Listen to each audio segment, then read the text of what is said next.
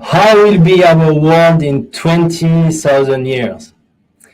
In one of the most popular science fiction book ever written, that is called Foundation by Isaac Asimov, he pictured how our world could look like in 20,000 years. Today, for our group, xt.com, we celebrate for our 4th anniversary, and we brought the slogan of Forward the Foundation to represent our dedication to explore, to have infinite imagination toward the future of crypto industry. As we look into the future to celebrate our anniversary and our first AMA, we welcome today 5 special guests that came from all the verticals of Web3 to share with us what could be the future of Web3.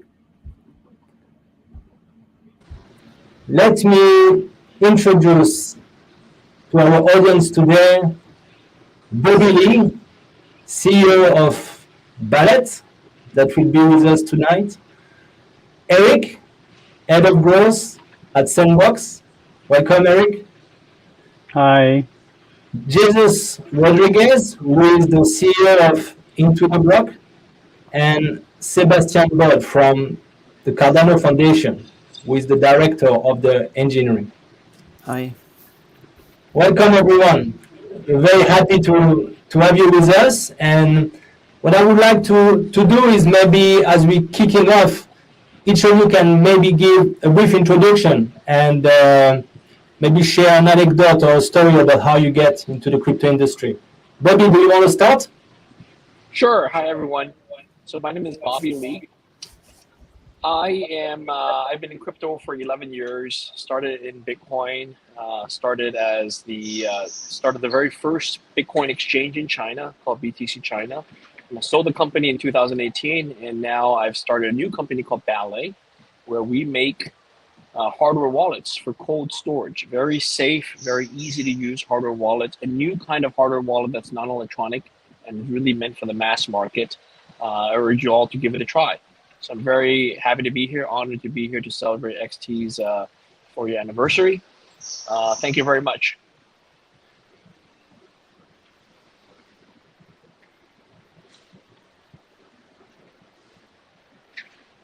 So Albin, you might be on mute. Yes. Erich. Oh, hi. Erich. Hi. Yes. Hi, everyone. Can you hear me clear? So yes. This is Erich. I'm the head of growth of the Sandbox Hong Kong. My role is to develop the business in the Greater China region and to build partnership with key brands and IPs to support the largest and enthusiastic digital community. For those of you who don't know, the Sandbox is one of the largest independent user-generated content platform and gaming ecosystem. Our team works with multiple brands named to drive growth in this virtual real estate, building on innovative mobile games in 2014 before, and then we join into the blockchain base to start the Sandbox in 2018, and now we globally partner with Warner Music, The Walking Dead, Snoop Dogg, and Adidas. While in Hong Kong, we recently signed up with a wide range of companies, including Ocean Park, HSBC, Standard Chartered, Regal Hotel, and some of the digital properties supplier. So thank you so much to having me today. Thank you so much. Thank you, Erich. Sebastian, where are you now? Maybe can you share with us a little bit about you and Cardano Foundation? Sure, yeah. First of all, congrats to XT for the 4th anniversary. Hi, I'm Sebastian, Director of Engineering at Cardano Foundation, and I oversee multiple product development teams. We recently bootstrapped in the last year that focus on strengthening our ecosystem when it comes to accommodating the needs of enterprises and other groups running business-critical applications at scale and hopefully start building on Cardano. And also the core integrations team reports to me that are responsible for helping the exchanges running the Cardano infrastructure. And how I came to crypto? Well, I'm a developer, so I took the classical developer's path. I was fascinated by blockchain in general and smart contracts in particular. and how those technologies enable and encourage us to reclaim responsibilities we once traded for comfort and security in the past. And probably I was also just fascinated by learning a new programming language. Thank you, Sebastian. We have an occasion to dig a little bit about the recent update of Cardano. Jesus. Hello. My name is Jesus Rodriguez. I'm the CEO and co-founder of Into the Block. Into the Block, I guess, is known in crypto as a market intelligence analytics provider with many clients and partners, including XT.com. So we're happy to be here celebrating their 4th anniversary. We also have another division that has grown tremendously that works on quantitative strategies for the world of decentralized finance and grew from literally 0 to over $1 billion in allocations in a single year.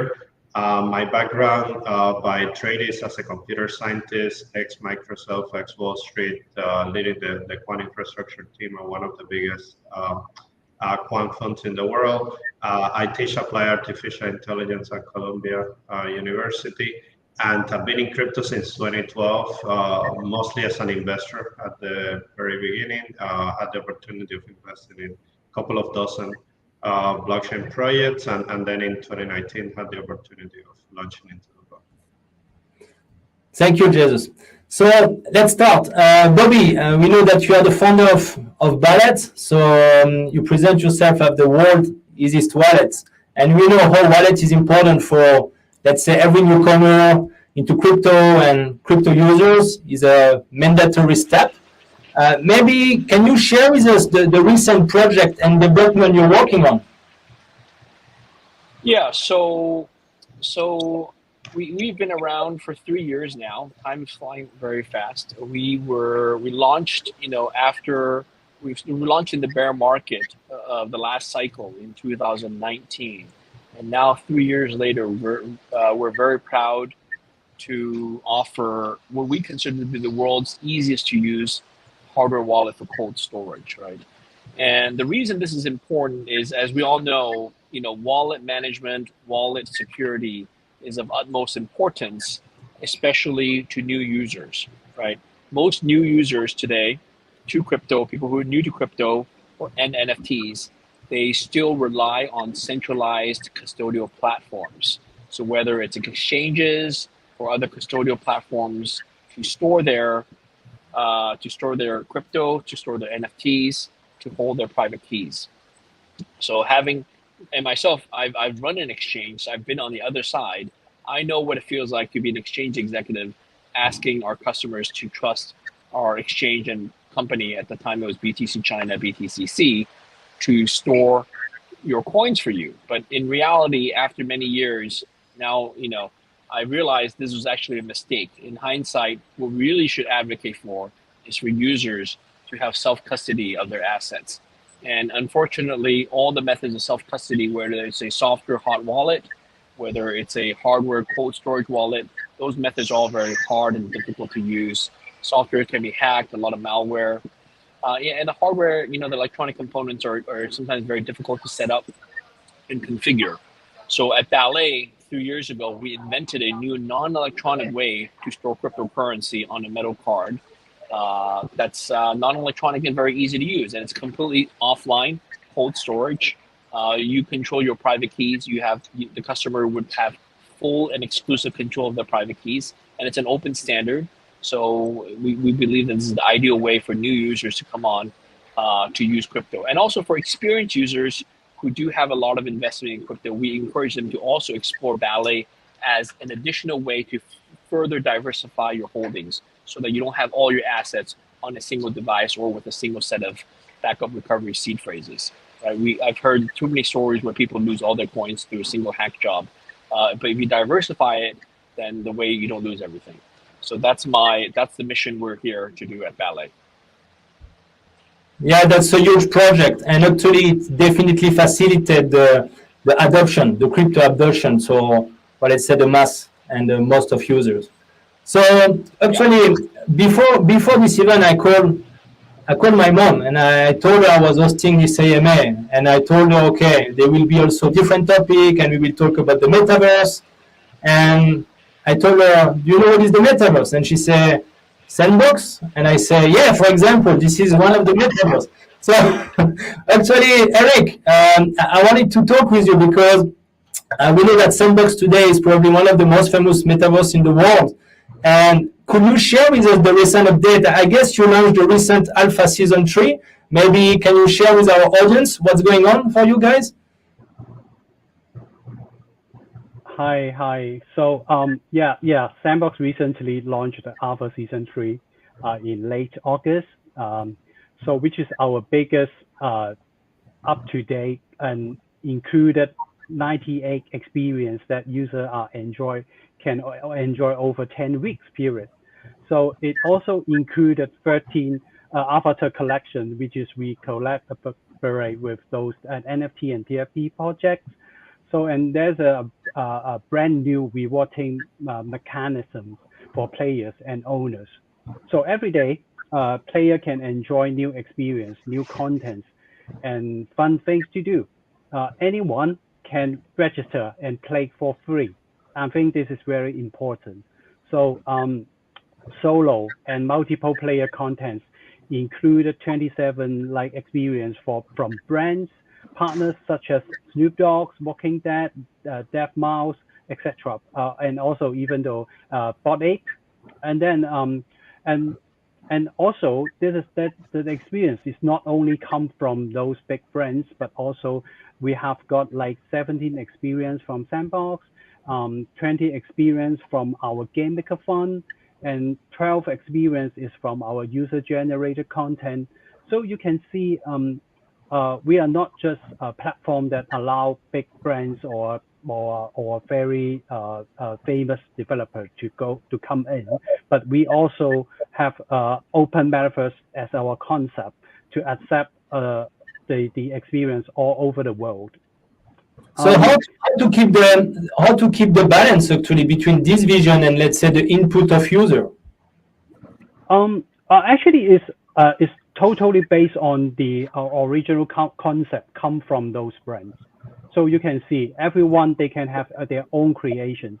So Sandbox is really open for everyone. We provide the tools, development tools, and people can good use of their own digital assets to develop their own games and to submit to Sandbox to release to the public. So even though we are not really truly open to public yet, but we already to showcase 90x experience for Alpha Season 3.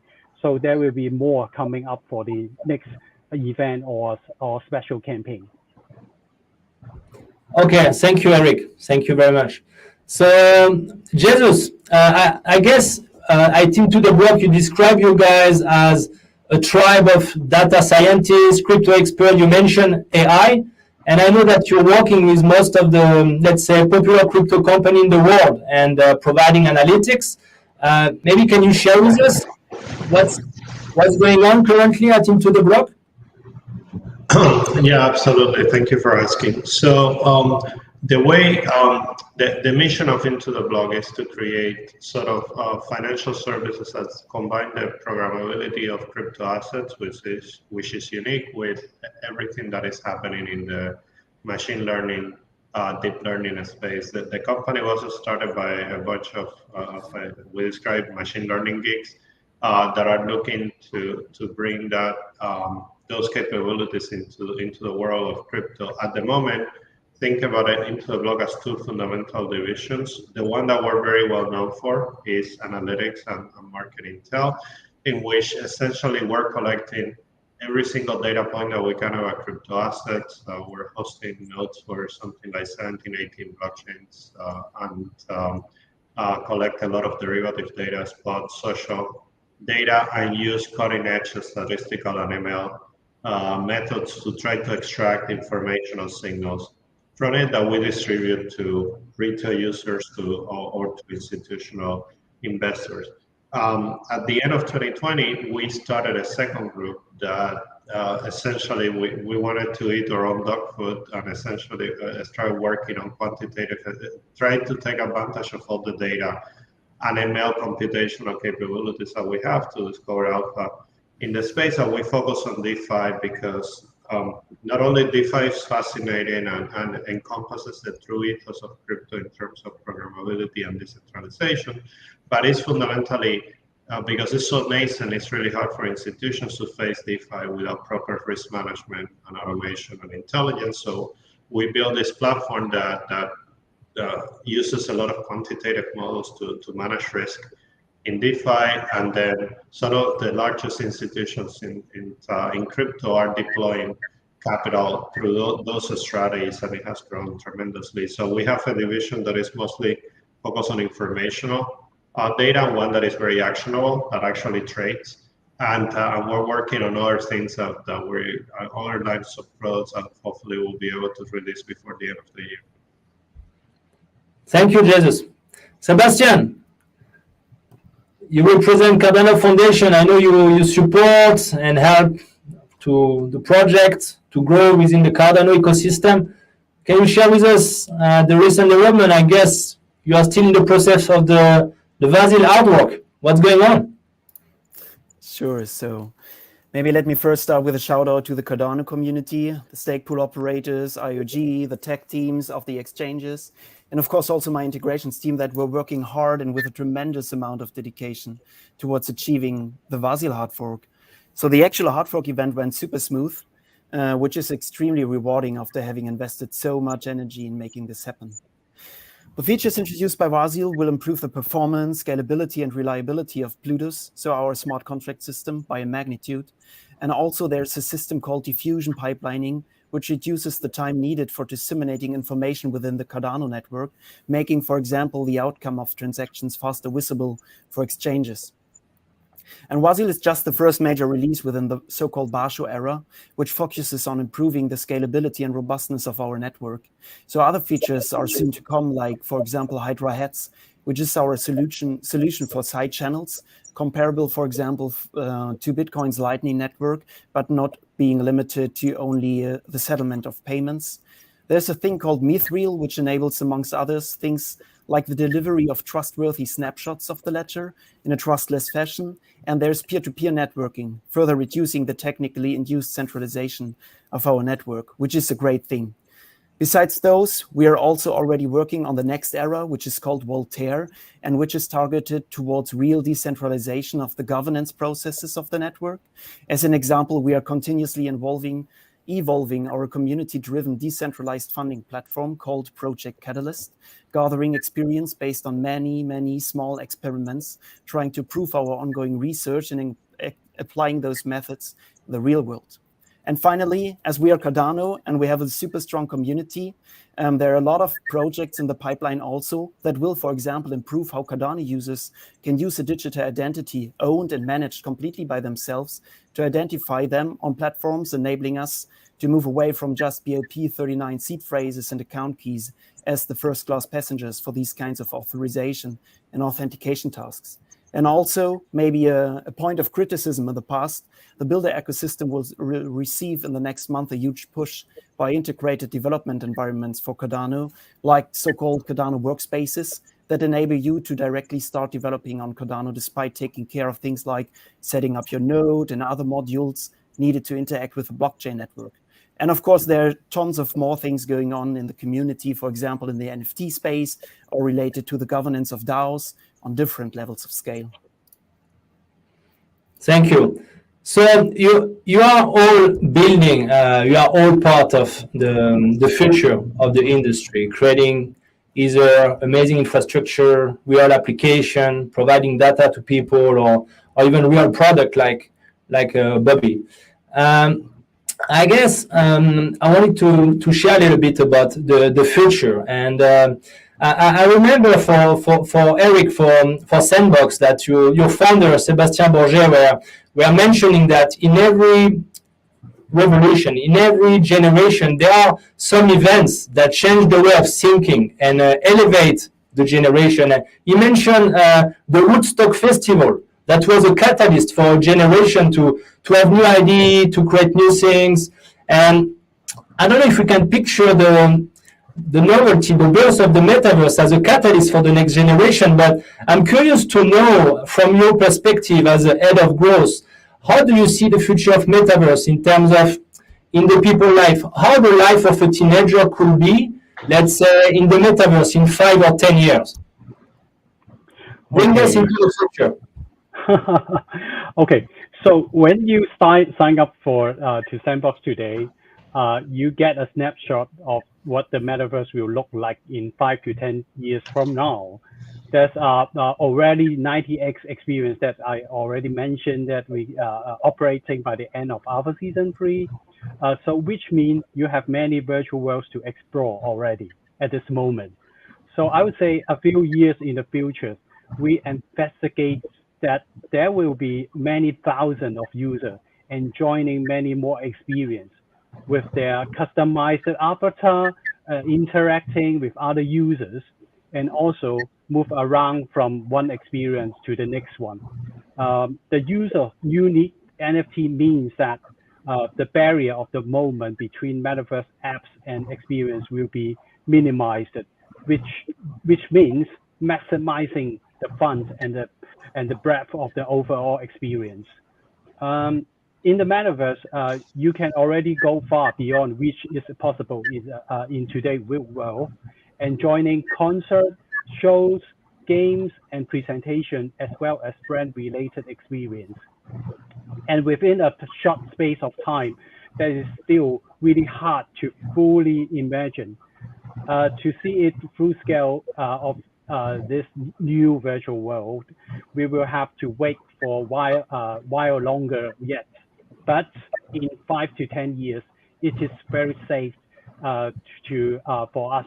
The metaverse will be expanded, considered ability further, and will not doubt already the unrecognizable for today's starting point. So with UGC, user-generated content, that we can also imagine the future will have a lot of experience created by users all over the world. Thank you, Eric. Bobby, I guess you also the author of The Promise of Bitcoin. We need to have a word about Bitcoin. We have you here, and basically, I know you were also one of the OG mining BTC already in summer 2011. So, what are your predictions? BTC today is 70% down compared to the latest ETH. Maybe can you share with us your prediction for Bitcoin? We can't hear you, Bobby. So these past 12 months, Bitcoin has gone through high volatility. It's come down from the all-time high of 69,000 set in last November. And so Bitcoin has always had high volatility. For people who are surprised by Bitcoin going up or down 50 or 70 or 90%, just haven't been around Bitcoin long enough. And the reality is, the last few years, we've gone through a sort of bear market, bull market, bear market. But the larger global macro situation is we've had an unprecedented, the coronavirus pandemic. We've had the fighting, started with Afghanistan, now in Ukraine, and we've had a lot of crazy things, including climate, weather, hurricanes and typhoons and flooding and all that. So the world is going through a lot of change, unprecedented change in the last few years, and with the rising interest rates and from the inflation, caused by the inflation and all that. So it's very hectic, right? The stock market, just had a very rough week. The U.S. stock market had a very tough time last week, and we're going to see how the market opens today in the U.S. But the reality is, crypto prices being volatile at this time in the world, it's not to be unexpected. I personally am holding out for Bitcoin to go to at least $1 million or more. And the reason is simple, that Bitcoin is a limited asset. It's the best digital version of monetary good. It has different use case than Ethereum. I also own some Ethereum. Ethereum is more transactional, more as a utility for all the Web3 stuff that Ethereum enables with smart contracts and all that. But from a Bitcoin perspective, I'm holding on I'm keeping my actions where my mouth is in terms of investing and holding Bitcoin long term. And there are a lot of believers who do the same, and there are a lot of naysayers. So the world is complex, and you can't prove to be right until it happens. So it's going to take a few years, maybe even 5, 10, or even 2 decades before Bitcoin gets to a multi-million-dollar figure, and I'm patient for that. Thanks to know that you remain bullish despite the market situation. It's a real encouragement for everyone. So, Yes. Sebastian, basically, yeah, so I'm gonna have to go soon. Just let you know. Thank you very much. Yes. I'll stay on for a few more minutes. Thank you, Bobby. Sebastian, you mentioned the Vasil fork. Today, you are as a layer one, basically in this kind of war, but you're also building the blocks for the future of the infrastructure system. What is important for you from your standpoint, like community? We know Cardano has amazing community, the project attraction, the technical. What makes the difference for you in terms of the layer one battle that is happening right now?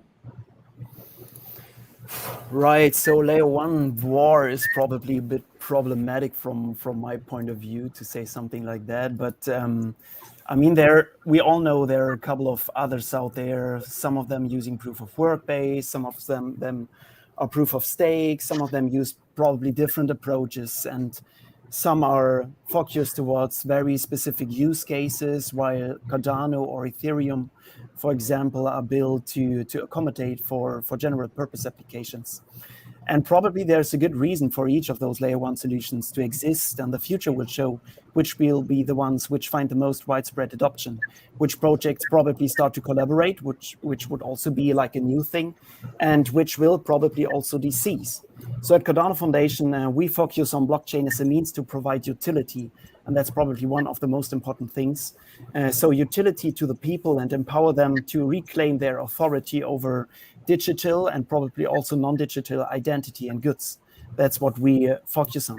This doesn't mean that we completely ignore the crypto as store of financial value aspect, because this also enables a lot of people to get access to financial services in a way they would never have had the chance to with traditional financial systems. And especially being able to buy and trade ADA via exchanges is vital for the idea of blockchain for good, but not because you can participate in crypto trading, but because it provides you access to use that ADA, to participate in staking, voting in DAOs, and get access to all those utility systems we are going to build on Cardano. And at the moment, we are focusing, besides those technology-related milestones I already outlined with regards to the Vasil hard fork, on onboarding new use cases, providing better educational material for builders, but also for decision makers on governmental level, for example. And we are working on a more decentralized governance of the protocol and the software development roadmap, and diversify the Cardano ecosystem, because a diverse community of builders, enterprises, and also ADA holders that are all able to influence where Cardano moves are a huge asset when it comes to resilience of the whole system.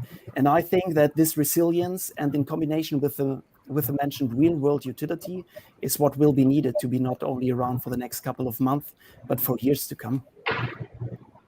Yes, as you mentioned, real-world utility. I was listening to a podcast yesterday, and they were asking this question between what separates the winner and the losers in our industry. And the answer was quite simple about the one that are able to bring value and build real life application, actually. So Jesus, talking about real life application and your experience about data and crypto analytics, I know recently you wrote an article about the crypto and soccer.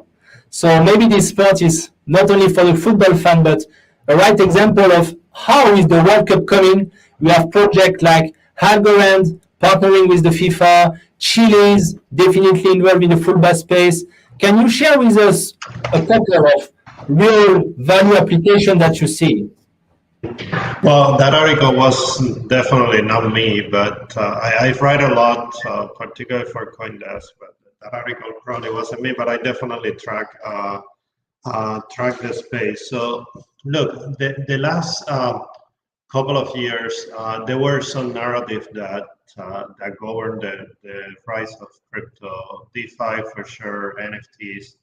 After now, with this bear market in which it's not only crypto, but most macro segments in Wall Street, they always say that there is a bull market somewhere, but this time probably there isn't. right? Like pretty much all asset classes are down. Bobby was mentioning that they have to see how the U.S. market opens. I mean, you should see how the pressure on the pound is looking today. I mean, it's gonna be a bloodbath in the following week. So so the crypto market needs a new narrative to sort of find the new phase of growth. Gaming seems quite interesting in that sense. Certainly, what's going to come in the next iteration of DeFi could be as well. But finding real utility in applications. So a lot of the DeFi growth was based on incentive L1s and L2s incentivizing protocols to come into the network. Now we're gonna get to see, which one of those protocols have real utility. We know that blue chip ones have a compound curve, but we'll see after that. Some of the applications you mentioned of using collectibles and ownership primitive for bringing the next wave of users into crypto via the partnership with soccer or football clubs or large brands is gonna be paramount to attract the next generation of users into this space. Yeah, because it basically talks to everybody. So you remain bullish, of course, on DeFi. You mentioned gaming related also, of course, to NFT, Metaverse. Eric, this is your world. What are for you the next hot narratives? Can you say that again? Sorry. Yeah. I was saying, what are for you the next hot narratives? Oh, I see. Okay. I would say actually the technology to develop the metaverse is already in place. So the next step is to make it more accessible and relevant to users, so that the functional point and eliminate it. One of the most important point is to educate people how to about the benefit of the true digital ownership, and also to inspire them to get into Web3. It's really hard to underestimate the significance of the interoperability, the ability to have the true virtual identity that you can make with you across the world and the platform, which is one of the features that can only be built in the metaverse. This is a key to success for companies to consider when creating their own virtual world. So also important are DAOs, which are structures that provide a type of governance that the unique to Web3. Using a DAO, I think metaverse governance can be defaulted to its user by the voting process. So I think the true digital assets ownership is essential. So namely the ability to create, buy, and sell assets as NFT through the blockchain across the ecosystem. This is another unique features of Web3. The last key of the business looking for into metaverse is of Web3 is to embrace NFT culture. So each metaverse project should be interoperable and part of the truly decentralized ecosystem where the community has true ownership of their assets. Every player in the metaverse can enjoy increasing value when all the Web3 projects succeed together. Yeah, so this is what I'm thinking about. Thank you, Eric. Sebastian, any thought? How do you see the next hot narratives, or eventually even like, let's say, next hot market? For example, I know that Cardano is pretty active in Africa market. That's an example, this next hot market perhaps. Any sharings with us today? Yeah, probably I'm the wrong one to tell you anything about Africa and the African market. So I won't provide you with some speculation about a hot market with regards to a certain region or business domain. I like again to stress that we are driving blockchain adoption from a utility perspective, hoping to enable those real-world use cases we were talking about. There are things like product traceability solutions that could profit a lot from a blockchain, because it's so hard, especially in this sector, to get the different stakeholders and players on one unified platform so that they can exchange those documents, document signatures, and all that stuff like that. You will probably never get a Chinese importer to use the same software system as an American exporter, which are all involved in the whole trade chain. But you can get them to build their own software on top of blockchain, for example, and then use the blockchain as the source of truth when it comes to negotiating those kind of processes and provide that value, for example, in that region. But from a more social perspective, there are important things to do, like educational certificates, taking care for displaced people by providing them with birth certificates, which can be proven based with blockchain technology, and which are owned by those people with a wallet probably that they own on their own and are not dependent on the government, probably not willing to provide them with those kind of documents. Those are the things that are hopefully the next hot market things that people will focus on. Jesus, which market do you see even like enormous potential, or what do you see? I mean, you're in the data, you're in the analytics sector. What are the trends? So again, I'm gonna stick with my previous statement. I think gaming has a lot of the DNA to be one of the leading narrative for the next few years. I think as DeFi is one of the cornerstones of crypto. It's probably the one trend that encompasses, that better represents the ethos of crypto in terms of decentralization, financial inclusion, not elitism, and things like that. So the next, I think DeFi is going to be a cornerstone of whatever path crypto take. But the more interesting thing to me in DeFi is building bridges to traditional finance, using DeFi rails for other things. We saw what MakerDAO is trying to do to enable loans from traditional banks via their platform. Those type of use cases, I think, are quite interesting. And one that I believe is fascinating is this X to earn trend. Obviously, play to earn is whatever you might think of it. It has gotten some traction, but there are others like learning to earn. I think it's quite fascinating, right? Like using crypto incentive as a mechanism to getting people to perform specific actions in the real world, and training and education is probably one of those use cases that is right there. That could be sort of reimagined using crypto incentives. So as far as trends, those three are quite interesting to me. Yeah, so that's also an example of how we can foster the Web3 adoption with concrete, let's say, application, right? Mm-hmm. Okay. So I guess as you are from all different verticals, with you, Erich, with you, Sebastian, with you, Jesus, I want to ask this kind of question: that if you weren't doing what you're doing right now, if you were working in your vertical, which one will you pick, just by curiosity and see? Within crypto? Yes. Okay.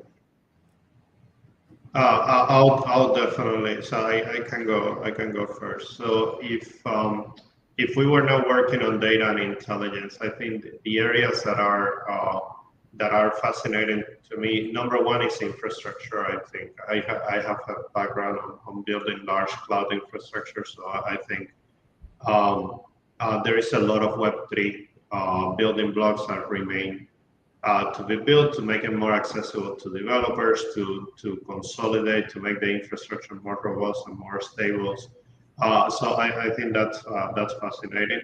And again, I'm gonna go to gaming. I think gaming is a phenomenal market to it. And given that Eric is not gonna be in gaming, I can take that.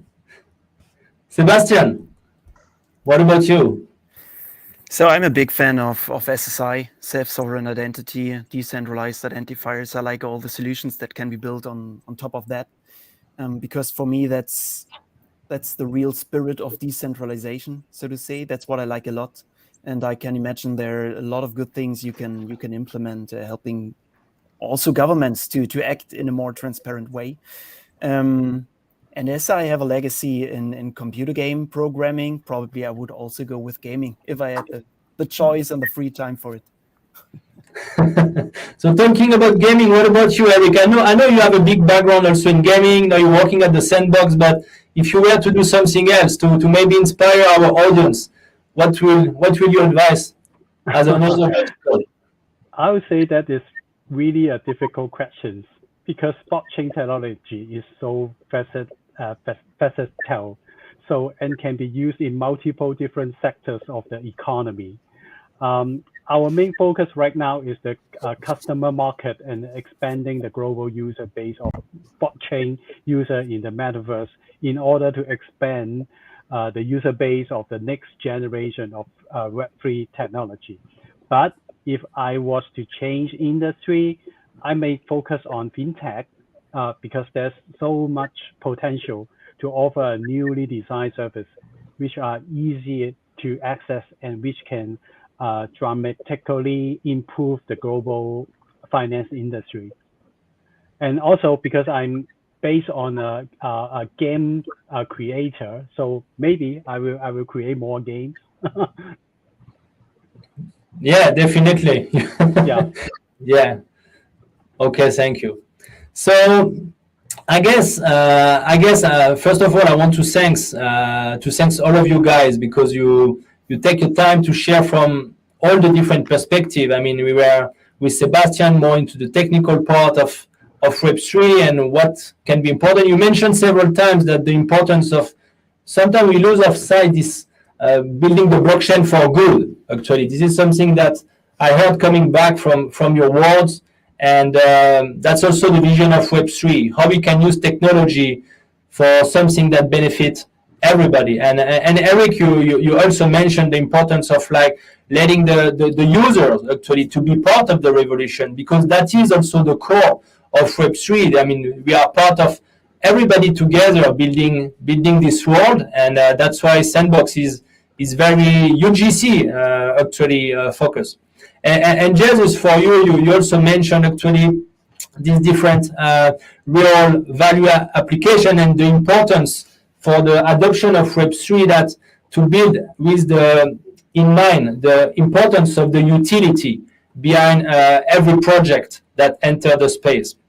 So before you leave, I just want to remember everybody that if you want to know more about the latest update and the recent progress of Sandbox, there is the Alpha Season 3. So I welcome everybody to have a look. Thank you, Eric, to join us today. For Jesus, I want to also remind everyone that don't hesitate to subscribe to their newsletter. They provide a lot of insight, amazing article. You can really see a lot of things and what's happening in Web3. And for Sebastian, I think there is also for our audience, I saw there will be also important event after the Basel Fork. There will be the Cardano Summit in Switzerland in November. So for maybe all the developers or people interested to know more, that can be also an event that people can attend. Yeah. So I want to thank everybody today. Thank you, Eric. Thank you very much. Thank you, Jesus.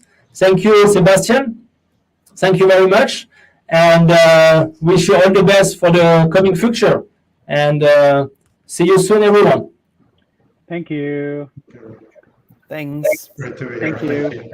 Bye.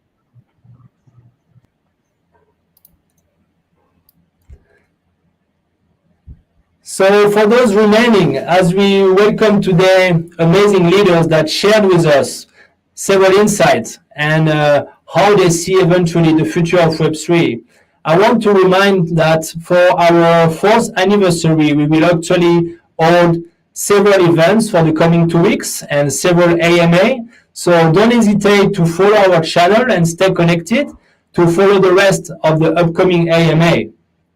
So thanks everyone for coming today, and we wish you an amazing night or day ahead. Thank you.